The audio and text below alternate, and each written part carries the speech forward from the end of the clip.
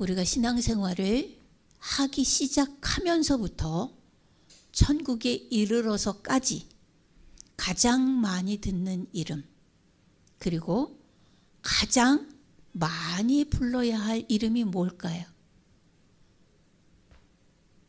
집사님, 뭘까요? 아버지? 예수님일 겁니다. 예수님이어야 하고요. 자, 묵상을 하면서 예수님, 그 은혜의 달달함을 어떻게 표현을 해야 될까 고민을 하다가 송명이라고 하는 그 시인이 쓴 시가 기억이 났어요. 그 시를 다시 읽으면서 너무나 구절구절 동감이 되는 거예요. 한번 들어보실까요? 예수, 그 이름 나는 말할 수 없네. 그 이름 속에 있는 비밀을, 그 이름 속에 있는 사랑을, 그 사랑 말할 수 없어서 그 풍부한 표현 못해서 비밀이 되었네. 그 이름 비밀이 되었네. 사람들 그 이름 건축자의 버린 돌처럼 버렸지만 내 이름에 새겨진 이름은 아름다운 보석. 내게 있는 귀한 비밀이라. 내 마음에 숨겨진 보석. 내게 있는 귀한 비밀이라. 내 마음에 숨겨진 기쁨. 예수, 그 이름 나는 말할 수 없네. 그 이름의 비밀을, 그 이름의 사랑을. 달달하죠? 말로 표현을 못해서 비밀이 되었다. 이 부분에 너무나 크게 공감이 되어집니다. 제가 늘 고민하는 게 그런 거예요. 왜 내가 말하면 은혜가 떨어질까? 머릿속에 가슴속에는 이만큼이 들어져 있는데 그걸 얘기하면 왜 이렇게 그냥 반감도 아니고 저 밑에 요만큼 말하는데 그것도 오해가 돼서 막 이상한 결과들이 나타날까? 이게 제일 큰 숙제이고 딜레마인 것 같아요. 그래서 예수님 이야기를 할 때 혹여 또 그 사랑을 제대로 표현 못해서 엉뚱한 일이 일어날까? 혹은 그 엄청난 이 빛과 이 따뜻함의 이 사랑을, 이 주님의 온화한 이 미소를 어떻게 표현해야 될까? 고민하다가 이 시가 떠올랐던 겁니다. 이 시는요, 송명이라고 하는 여 작가가 쓴 시입니다. 근데 이 시의 내용만 보면 참 그 사람은 마음이 따뜻하고 건강하고 잘 살고 이럴 것 같잖아요. 근데 이 송명이라고 하는 작가는 뇌성마비 1급의 최고의 중증 장애인입니다. 그는 지금 요즘은 그런 고백을 한다고 해요. 산소 호흡기를 달지 않고 숨을 쉬고 살아있음에 감사한다. 내가 산소 호흡기를 달지 않고 숨을 쉬고 있음에 감사한다. 얼마나 절박한 삶일까. 그런 게 느껴집니다. 이 송명이라고 하는 시인은요, 왜 그렇게 됐냐 하면 태어날 때 의사가 뇌를 잘못 건드렸대요. 엄마 뱃속에서는 건강했었던 것 같은데 뇌를 잘못 건드려서 뇌성마비가 된 거예요. 그녀는 7살 때까지는 꼼짝도 못했대요. 누워서 그냥 그렇게 살았는데 10살이 되어서야 겨우 숟가락을 쥘 수 있었다. 밥을 먹었다가 아니고요. 숟가락을 쥘 수 있었다. 근데 밥은 못 먹으니까 계속 부모님의 신세를 져야 했지요. 그 아버지가 잘 벌어서 잘 뒷받침을 했느냐? 그것도 아니에요. 아버지는 폐결의 환자였다 그래요. 그래서 경제적인 능력이 전혀 없어서 엄마가 벌어서 하는데 지하 단칸방에서 참 비참한 삶을 살았던 그런 여인네였습니다. 그래서 이 송명이라고 하는 시인은 자기의 몸과 환경과 이런 것 때문에 하나님, 부모님을 아주 수없이 원망했다 그래요. 그러지 않았겠어요? 자기의 운명도 저주했고, 그러다가 17살이 돼서 되기까지 그녀가 그 몸으로 자살 시도도 했던 경험이 있다고 그래요. 그런데 18살이 돼서 이런 결단을 한번 해봅니다. 내가 어차피 죽을 건데, 의사들은 수십 번 죽는다 계속 했으니까요. 내가 어차피 죽을 건데 하나님은 한번 꼭 만나보고 죽어야겠다, 이런 생각을 했다고 그래요. 왜냐하면 하나님이 계시다면 나를 왜 이렇게 만들었는지 묻고 싶었고, 그리고 왜 이런 몰골로 세상을 살아야 하는지 따지고 싶었다라고 합니다. 그래서 그는 작정하고 기도를 했어요. 죽기 전에 마지막 내가 따지고 죽겠다, 이렇게 작정하고 기도를 했습니다. 한 달쯤 지났을까? 어느 날 문득 이 송명희 시인에게 음성이 들리는 거예요. 명희야, 응? 잘못 들었나? 명희야 라는 아주 원한 음성이 들렸다고 그래요. 예. 그 음성으로 이렇게 말을 했다 그래요. 내 몸이 온전했으면 네가 나를 알았을까? 두려워 말아라. 내가 너와 함께 할 것이다. 놀라지 말아라. 나는 내 하나님이니라. 내가 너를 굳세게 하리라. 참으로 너를 도와주리라. 네. 참으로 나의 의로운 오른손으로 너를 붙들리라. 이게 지금 오늘 우리가 본문으로 읽은 이사야서 41장 10절의 말씀입니다. 이 말씀으로 자신을 위로해 주시는 하나님을 만난 거예요.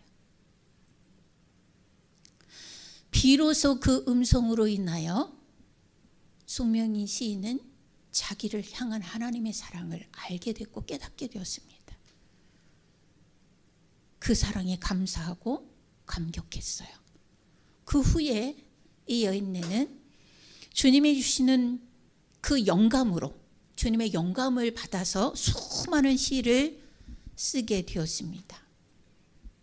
그 여인은 세상적으로 볼 때는 아무것도 가진 것 없는 사람입니다. 하지만 하늘의 시인 송명희는 이렇게 고백합니다. 내 몰골이 이렇게 참혹하고 내 처지가 처절하다고 사람들이 나를 동정할지 모르지만 나는 하나님께서는 나에게 당신들이 갖지 못한 세상에 가장 소중한 것을 내게 주셨습니다. 그러므로 나는 하나님께 감사합니다. 여러분, 오늘 본문 다시 한번 천천히 보세요. 이사야서가요, 전체적인 맥락으로 보면 이사야 때에 이사야 선지자가 이스라엘 백성들에게 하나님의 심판을 경고하고 신나게 두드려 맞습니다. 정말 뼈도 못 추릴 만큼 징계를 당해요. 그런데 하나님은 거기서 끝나지 않죠. 하나님의 끝은 거기가 아니에요. 너 잘못해서 에란 맞아라 땅땅땅 끝. 아니에요. 그게 아니에요. 너무너무나 죄를 심각하게 지으니까 하나님이 징계를 하시지만 하나님은 한 발짝 더 나가시죠. 어디까지 나가시죠? 회복, 부흥, 거기까지 나가시죠. 그 회복과 부흥의 단계에서 주신 말씀이 오늘 우리가 읽은 본문이에요. 다시 한번 보세요. 그러나 나의 종 너 이스라엘아, 내가 택한 야곱아, 나의 벗 아브라함의 자손아, 내가 땅 끝에서부터 너를 부르며 땅 모퉁이에서부터 너를 부르고 네게 이르기를 너는 나의 종이라. 내가 너를 택하고 실어버리지 아니하였다. 예. 내가 너를 택하고 실어버리지 아니하였다. 신나게 두들겨 패고 뭐 해주는 것 같은 느낌이에요. 종아리 신나게 얻어맞고 약 발라주는 것 같은 느낌이에요. 근데 거기에서 더 나가서 끌어안고 회복시켜주고 필요한 모든 것들을 공급하시는 주님을 느낄 수 있어요. 네. 우리 보람이가 어렸을 때 그런 얘기 하더라고요. 고모, 아빠는 종아리 때리고 약은 왜 발라줘? 그래서 웃었어요. 이제 지도 자식을 낳고 사니까 그 마음을 알려나 모르겠어요. 아직은 애가 어려서 이쁘기만 하니까 모르겠지만 아빠는 왜 때리고 약을 왜 발라줘? 그게 더 싫어. 이렇게 얘기를 한 적이 있었어요. 자, 내가 너를 택하고 실어버리지 아니하였다. 그리고 10절이 지금 우리가 언급했던 그 부분이에요. 같이 한번 읽어요. 10절만 시작. 두려워하지 말라. 내가 너와 함께함이라. 놀라지 말라. 나는 네 하나님이 됨이라. 내가 너를 굳세게 하리라. 참으로 너를 도와주리라. 참으로 나의 의로운 오른손으로 너를 붙들리라. 아멘. 두려워하지 말아라. 놀라지 말아라. 내가 너와 함께함이라. 거기까지도 감격인데 의로운 나의 오른손으로 너를 붙들리라. 오른손은 무엇을 얘기를 해요? 가장 강력한 전능의 권능과 능력을 가진 손을 얘기해요. 그걸 오른손이라고 표현을 하는 거예요. 그 능력으로 너를 붙들어 주리라 라고 말씀하세요. 자, 그러면 나를 붙들면 나를 괴롭히던 친구들은 어떻게 될 거냐? 원수들은 어떻게 될 거냐? 보라, 내게 노하던 자들이 수치와 욕을 당할 것이요 너와 다투는 자들이 아무것도 아닌 것 같이 멸망할 것이라. 자, 힘든 분들 생각해 보세요. 이 정도면 되시겠어요? 하나님이 그들을 그렇게 다루시면 이 정도면 되시겠어요? 네, 이렇게 하겠다는, 나를 이유 없이 괴롭히고 자기의 욕심으로 나를 괴롭히는 이 모든 상황에 대해서 하나님이 오른손으로 나를 붙들어 세우시고 높이실 것이고, 그렇게 했던 자들에 대해서는 흔적도 없을 거예요. 아무것도 아닌 것 같이 될 것이다. 오히려 수치와 욕을 당하게 될 것이다. 그러니 뭐 해야 돼요? 주님 붙잡고 기도하면 돼요. 12절, 내가 찾아도 너와 싸우던 자들을 만나지 못할 것이요. 왜? 없어졌으니까. 너를 치는 자들은 아무것도 아닌 것 같이 허무한 것 같이 되리니 이는 나 여호와 너희 하나님이 내 오른손을 붙들고 내게 이르기를 두려워하지 말라. 내가 너를 도우리라 할 것임이라. 그럴지라도 우리의 처지는, 지금 우리의 처지는 어때요? 너 지렁이 같은 야곱아. 지렁이는 참 비밀이에요. 흉물이에요. 우리는 그러할지라도 하나님은 그 사랑으로 우리를 붙드시겠다는 말씀이에요. 너희 이스라엘 사람들아 두려워하지 말라. 나 여호와가 말하노니 내가 너를 도울 것이라. 내 구속자는 이스라엘의 거룩한 이애니라. 네. 여러분, 감사해야 해요. 감사는 능력이에요. 옛날에 고등학교 졸업하고 교회에서 활동할 때 어떤 선배가 그런 얘기를 해요. 한 달이 지나도록 감기가 떨어지지를 않아서 계속 기도하는데 안 떨어졌대요. 아, 이거 어떡하지? 어떻게 해야 되지? 그러다가 콧물 한번 훌쩍 할 때마다 감사합니다. 재채기 애취 한번 할 때마다 감사합니다. 했더니 떨어졌다. 이런 간증을 청년부 예배 때 들은 적이 있었던 것 같습니다. 감사는 능력이에요. 권세예요. 어려움이 있어도 주님 감사합니다. 내가 주님 붙잡고 지금도 이렇게 있을 수 있어서 감사합니다. 이런 기도, 감사는 우리 모두를 부요하게 해요. 능력 가운데 힘있게 설 수 있게 해요. 하나님은 부자나 가난한 자나 무식한 자나 많이 배운 자나 힘 있는 자나 없는 자나 모두를 공평하게 대하세요. 그러니까 우리가 크리스찬으로, 하나님의 자녀로, 성도로 이렇게 살아갈 수 있는 거예요. 다 같이 모여서. 하나님은 부자만 고르지 않아요. 하나님은 똑똑한 사람만 고르지 않아요. 네. 누구든지 하나님을 만날 수 있어요.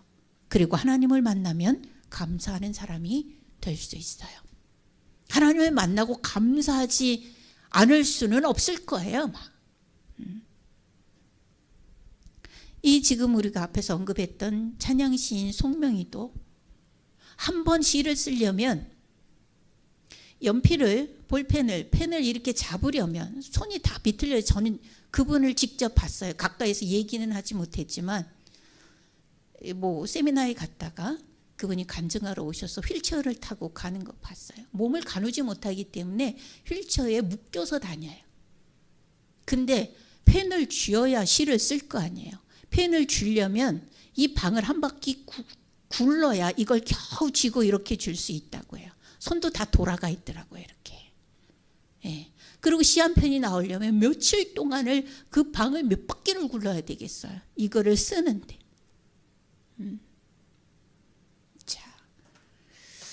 그렇게 고통스러운 글쓰기를 하지만 그는 늘 감사해요.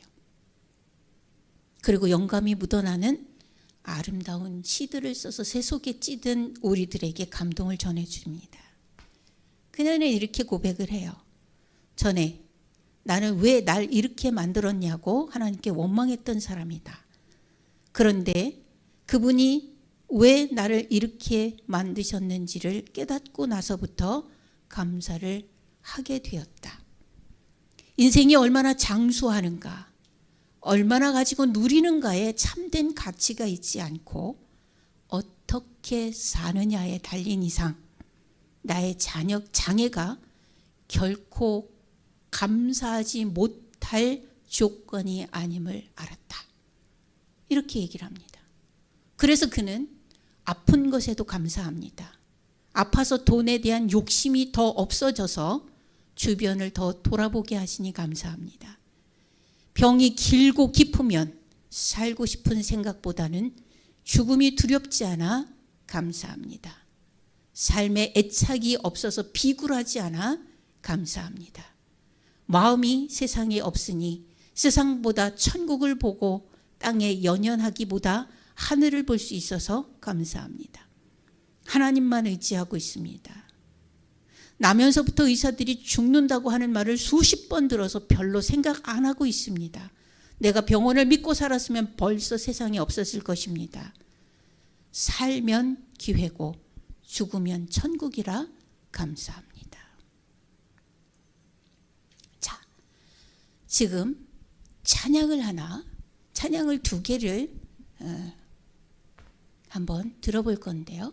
송명희 시인이 적었던 그 이름, 예수님에 대해서 다 표현할 수 없어서 비밀이 되었다라고 하는 그 시, 그리고 송명희 시인이 지은 나라는 시가 있습니다. 한번 들어보시고 찬양을 함께 불러보시면 좋겠습니다. 나 가진 재물 없으나, 나 가진 지식 없으나, 나 남에게 있는 건강 있지 않으나, 나 남이 없는 것 있으니, 나 남이 못 본 것을 보았고, 나 남이 듣지 못한 음성 들었고, 나 남이 받지 못한 사랑 받았고, 나 남이 모르는 것 깨달았네. 공평하신 하나님이, 나 남이 가진 것 나 없지만 공평하신 하나님이 나 남이 없는 것 갖게 하셨네. 악보를 개인적으로 드리지 못했습니다. 출력을 해보려고 했는데 요새는 저작권에 걸려서 인쇄를 할 수가 없어서, 제 실력으로는 없어서 그냥 찬양만 같이 하는 것으로 하겠습니다.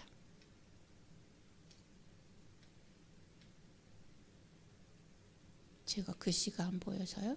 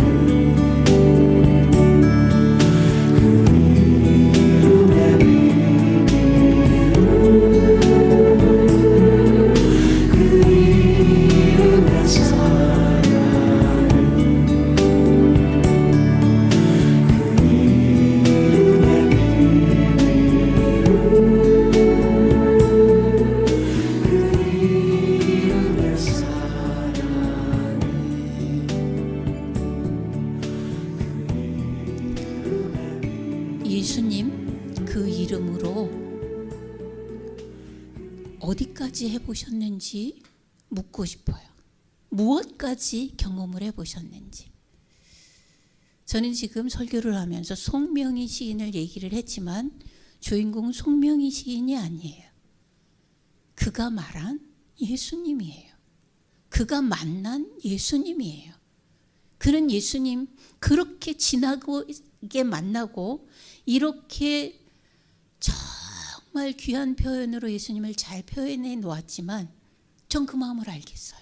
어떤 마음을 다 표현하지 못해서 말로 표현이 안 돼서 그 느낌을 어떻게 할 수가 없어서 예수님을 다 말하지 못하는 그 안타까움을 예수님의 이름으로 어디까지 해보셨어요?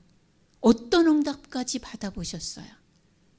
이런 감격적인 고백을 해보신 적은 혹시 있으신가 모르겠어요. 예수님, 제가 이런 일을 당할 걸 어떻게 알고 제가 이때 지금 기도할 것을 어떻게 알고 미리 다 이렇게 해놓으셨어요? 이런 것까지 혹시 고백을 해보셨나요? 그런 것까지도 가능해요. 왜? 주님은 나보다 먼저 앞서 내 인생을 살아가고 계시니까. 다 보고 계시니까. 다 알고 계시니까요. 내가 이럴 때 이럴 줄 어떻게 알고 이렇게 준비하셨어요? 이런 경험을 여러분의 평생에 경험할 수 있었으면 좋겠어요. 우리가 예수님 신앙생활 시작하면서부터 천국 가서까지 최고로 많이 부를 이름이 예수님 그 이름이에요. 왜? 그 이름으로 하나님 앞에 나아가는 거니까. 그 이름으로 열쇠니까요. 하늘을 우리가 닫으면 하늘도 닫히고 땅을 닫으면 땅도 닫히고 열면 열고 그 이름, 그 열쇠 이름이 바로 예수 그리스도예요. 자, 그러면 나 가진 재물 없으나 이 찬양도 우리 함께 또 경험을 해보지요.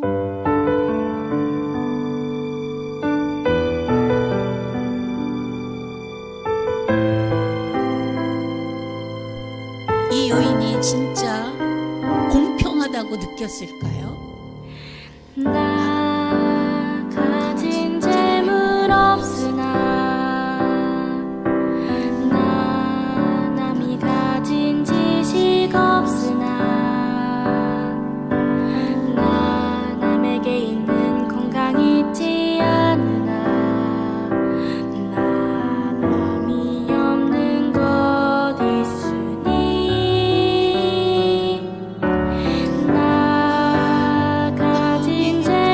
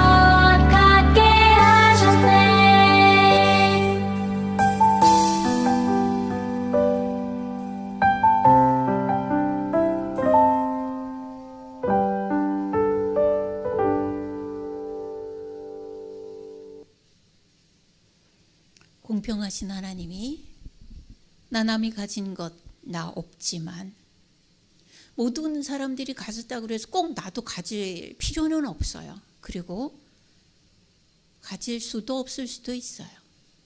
그러나 그들 못지않게 또 내가 가진 것 있어요. 공평하신 하나님이 나 남이 없는 것 갖게 하셨네. 누구만 다 가진 거 아니에요. 내가 없는 것 한 가지만 보고 저 사람은 있는데 나는 없다라고 생각하면 그것은 없어요. 그런데 전체를 보고 저 사람은 저걸 가졌고 나는 이걸 가졌구나. 하나님이 저 사람에게는 저걸 주고 나에겐 이걸 줬구나. 이 시각으로 보면 공평하게 다 남이 없는 것, 내가 가진 것 있어요. 그러니 그 은혜 감사하며 주님과 동행하면 그쪽에 최고의 길이 열리는 거죠.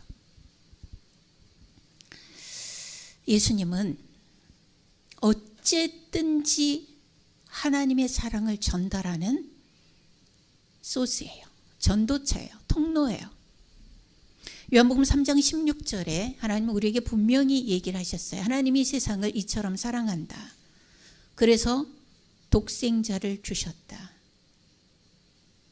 그래서 그 일을 예수님을 믿으면 믿는 자마다 멸망하지 않고 영생을 갖게 된다. 통로는 누구예요? 예수님이에요. 우리의 구주 예수님. 하나님의 생명의 통로, 하나님이 주시는 복의 통로, 하나님이 주시는 권세의 통로가 다 예수님을 통해서 와요. 그러니 예수님을 입에 달고 사는 게 복이에요. 예수님은 자신을 소개하면서 이렇게 또 얘기를 했어요. 나는 선한 목자다.